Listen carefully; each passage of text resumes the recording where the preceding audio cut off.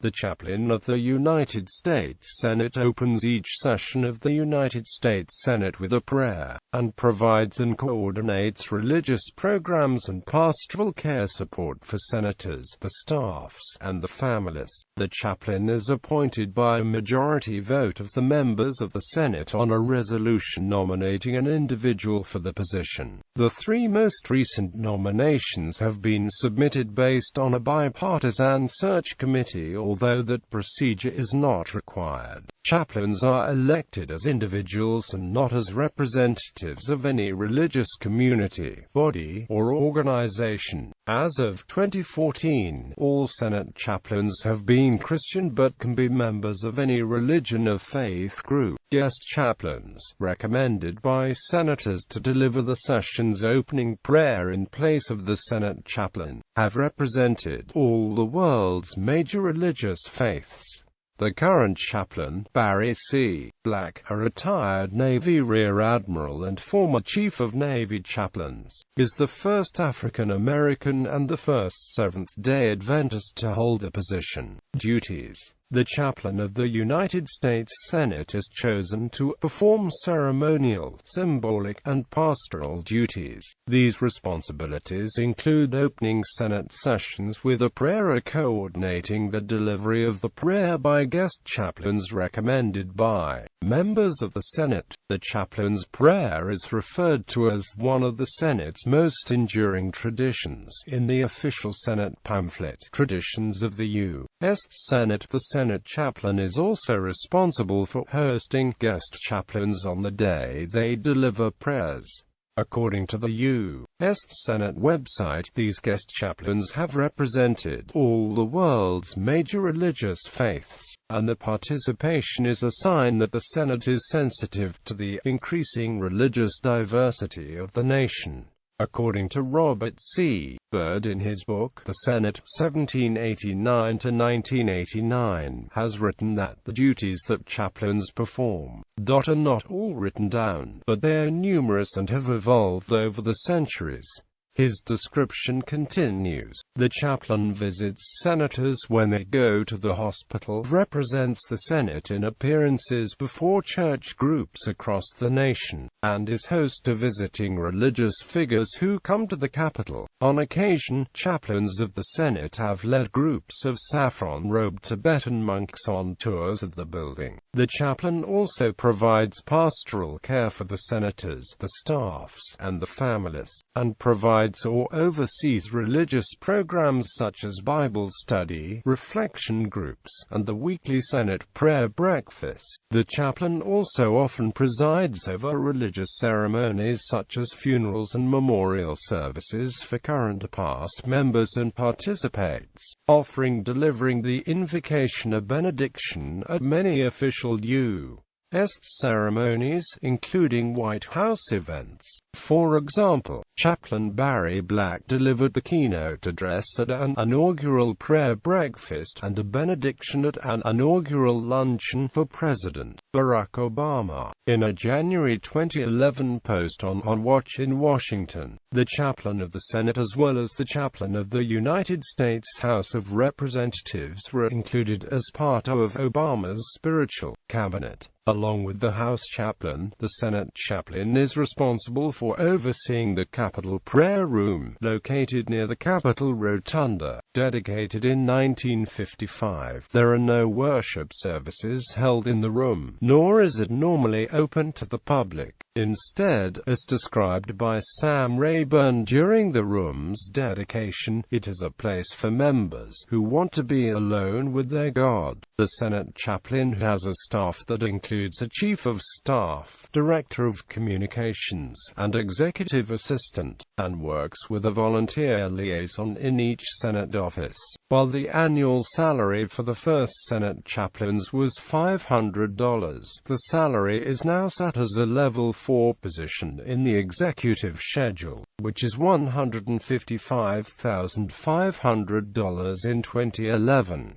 The total annual budget for the office, including salaries and expenses, is $415,000 as of 2011. Guest chaplains have been selected to deliver occasional prayers to open Senate sessions for many decades. Quote, in 1948, Wilmina Rowland Smith became the first female guest chaplain to deliver the opening prayer. In 1992, Warathdin Muhammad was the first Muslim. In 2007, Rajan Zed was the first Hindus, and in 2014, Tenzin Gyatso, the 14th Dalai Lama, was the first Buddhist. Senators are limited regarding the number of recommendations they can make regarding guest chaplains, and although there was originally no limit to the number of times per month a guest chaplain could deliver the prayer in the place of the Senate chaplain, that number is now limited to 2. Opening prayer. The inclusion of a prayer before the opening of each session of both the House and the Senate traces its origins back to the days of the Continental Congress, and the official recommendation of Benjamin Franklin, June 28, 1787, "I have lived, sir, a long time, and the longer I live, the more convincing proofs I see of this truth, that God governs in the affairs of men, and if a sparrow cannot fall to the ground without his notice, is it probable that an empire can rise without his aid? We have been assured, sir, in the sacred writings, that, except the Lord build the house, they labor in vain that build it. I firmly believe this, and I also believe that without his concurring aid we shall succeed in this political building no better than the builders of Babel. I therefore beg leave to move that henceforth prayers are imploring the assistance of heaven and its blessings on our deliberations be held in this assembly every morning before we proceed to business, and that one or more of the clergy of the city be requested to officiate in that service." History. Shortly after the Senate first convened in April 1789 in New York City, one of its first orders of business was to convene a committee to recommend a chaplain, selecting the Right Reverend Samuel Provost, Episcopal Bishop of New York. When the Senate moved to Philadelphia the next year, the Right Reverend William White, that city's Episcopal bishop, was selected. In 1800, when the Senate relocated to Washington, D.C., clergymen from various Christian denominations continued to be selected, delivering prayers and presiding at funerals and memorial services. During this early period, chaplains typically served for less than a year while concurrently serving in non-congressional positions. Also, early Senate and House chaplains, although elected separately by the respective chambers, shared congressional responsibilities by alternating service in the House and Senate on a weekly basis, also conducting Sunday worship for the Washington, D.C. community in the House chamber on an alternating basis. Clergymen have served in the official position of Senate chaplain for all years since the office was created, except for the brief period of 1857 to 1859. In 1914, the Senate began adding the chaplain's prayer to the congressional record. In 1970, New Jersey Senator Harrison A. Williams reminded his colleagues of James Madison's strong objection when the post was created in 1793, and noted the modern fulfillment of another of Madison's warnings, that there would inevitably be discrimination in the appointment of such a chaplain against the smaller denominations such as Catholics and Jews. Williams pointed out that although Catholics have for some time comprised the largest religious affiliation in both the Senate and the population as a whole, there has been only one Catholic Senate chaplain since 1793, and not a single rabbi. Quote, he noted only 8 denominations have been represented in the office. Quote, in light of this, Williams put forward Senate Resolution 90, which resulted in the Senate's decision to appoint a new chaplain annually, rather than let the incumbent serve for life. The appointment would also rotate among the nation's 3 major religious groups. Quote, When asked by reporters about the question of constitutionality raised by his citing Madison, he replied, "If this were tested, I would say that it could go either way. It could be declared unconstitutional. Any taxpayer could question this, but no one ever has." Quote, he held that in places where people were isolated by acts of government, such as people in the armed services, hospitals or prisons, the chaplains serving them would be constitutional, but "I don't know anybody less isolated than members of Congress." Quote, in following eras, the courts would rule on the constitutionality of the chaplaincy. The chaplain of the United States Senate became a full-time position in the middle of the 20th century, according to a Senate Historical Office review of the records concerning guest chaplains. It was in 1965 that James Kirkland became the first African American to open the Senate with prayer. In 1971, Wilhelmina Rowland became the first woman to do so. Wallace Muhammad was the first Muslim to do so in 1992, and Rajan Zed was the first Hindu to say the opening prayer for the Senate in 2007. Tenzin Gyatso, the 14th Dalai Lama, became the first Buddhist to lead the Senate in prayer, and as of 2014 was the highest religious official to do so. Selection. Unlike the chaplain of the United States House of Representatives, who must be elected to a 2-year term at the beginning of each Congress, the Senate chaplain does not have to be re-elected. Both the House and Senate chaplains are elected as individuals, not as representatives of any religious body or denominational entity. When a vacancy occurs, the Senate chooses a new chaplain through a vote on the adoption of a resolution.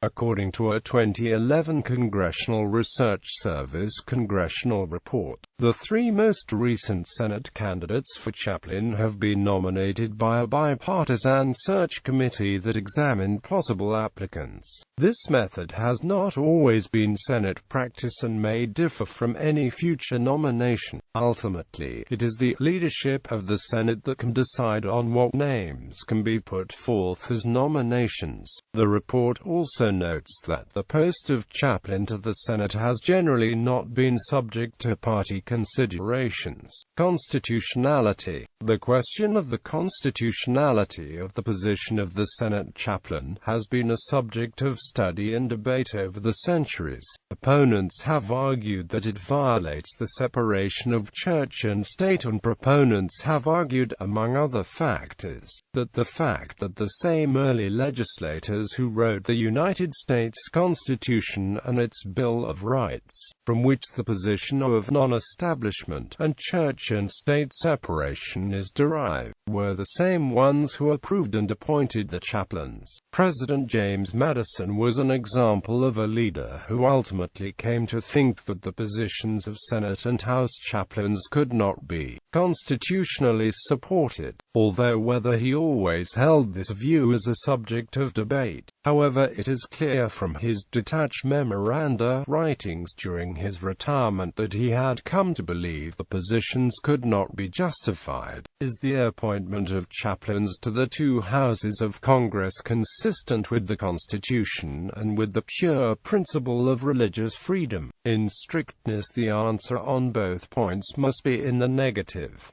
The Constitution of the U.S. forbids everything like an establishment of a national religion. The law appointing chaplains establishes a religious worship for the national representatives to be performed by ministers of religion, elected by a majority of them, and these are to be paid out of the national taxes. Does not this involve the principle of a national establishment, applicable to a provision for a religious worship for the constituent as well as of the representative body, approved by the majority, and conducted by ministers of religion paid by the entire nation? The establishment of the chaplainship to Kongs is a palpable violation of equal rights, as well as of constitutional principles. The tenets of the chaplains elected shut the door of worship against the members whose creeds and amp consciences forbid a participation in that of the majority, to say nothing of other sects. This is the case with that of Roman Catholics and AMP Quakers, who have always had members in one or both of the legislative branches. Could a Catholic clergyman ever hope to be appointed a chaplain? To say that his religious principles are obnoxious or that his sect is small, is to lift the evil at once and exhibit in its naked deformity the doctrine that religious truth is to be tested by numbers,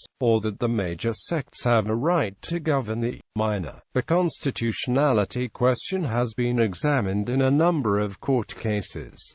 According to House and Senate Chaplains, an overview, an official 2011 CRS report created by the Congressional Research Service for members and committees of Congress, the constitutionality of legislative chaplains was upheld in 1983 by the Supreme Court on the grounds of precedent and tradition. The court cited the practice going back to the Continental Congress in 1774 and noted that the custom is deeply embedded in the history and tradition of this country, from colonial times and the founding of the Republic. Further, the court held that the use of prayer has become part of the fabric of our society, coexisting with the principles of disestablishment and religious freedom.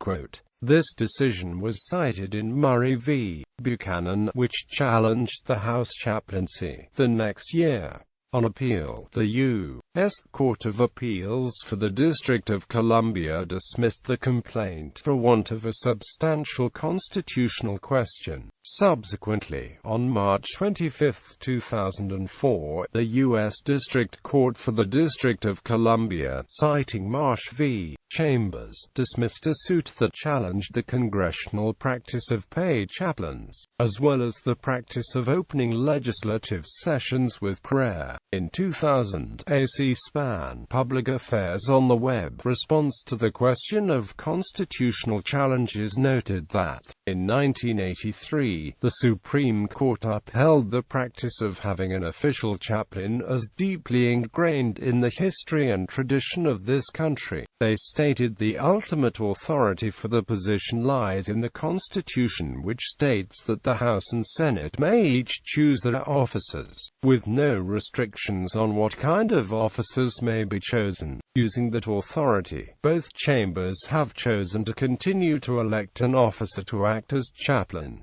Controversies. In addition to court cases, controversy regarding the chaplain's position included a number of petitions to abolish both the Senate and House chaplains that were submitted as early as the 1850s, for reasons including claims that the positions represented a violation of the separation of church and state and that the choice of chaplains had become too politicized. From 1855 to 1861, the election of chaplains for the House, and from 1857 to 1859, the election of chaplains for the Senate were suspended, with local clergy invited to serve on a voluntary basis instead. However, as a result of the difficulty in obtaining volunteer chaplains, and the opportunity for volunteer chaplains to get to know the flock, Congress returned to the practice of selecting official chaplains for both the House and the Senate. There have also been occasions when actions or decisions of individuals serving in the position have created controversy. For example, in 2007, Senate Chaplain Barry C. Black cancelled his scheduled appearance at the Evangelical Conference,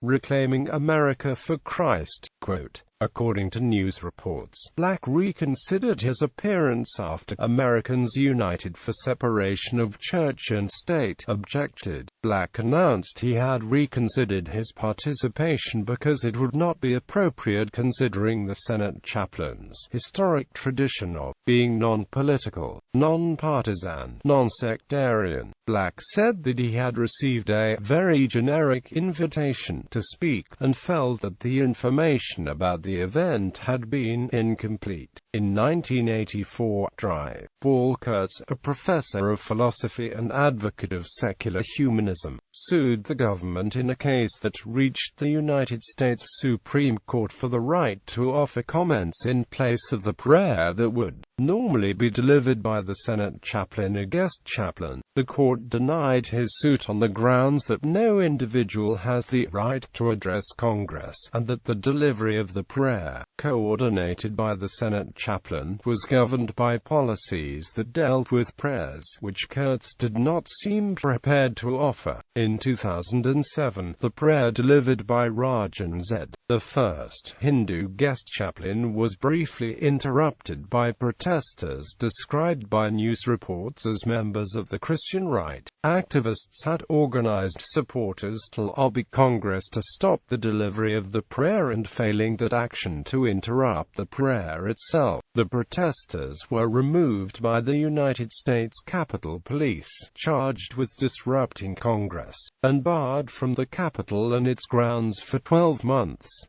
Current chaplain. The current chaplain, the 62nd chaplain of the United States Senate, Barry C. Black, is the first African American and the first Seventh-day Adventist to serve in the position. He previously served as Chief of Chaplains of the United States Navy, holding the rank of Rear Admiral, although some news reports note that Black is the first military chaplain to serve as Senate chaplain. The Rev. Edward L. R. Elson, the 59th chaplain of the United States Senate, served as an Army chaplain during World War II.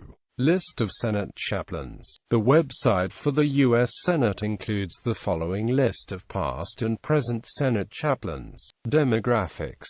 The U.S. Senate website focusing on the history of Senate chaplains includes the following information on the religious backgrounds of past and current Senate chaplains.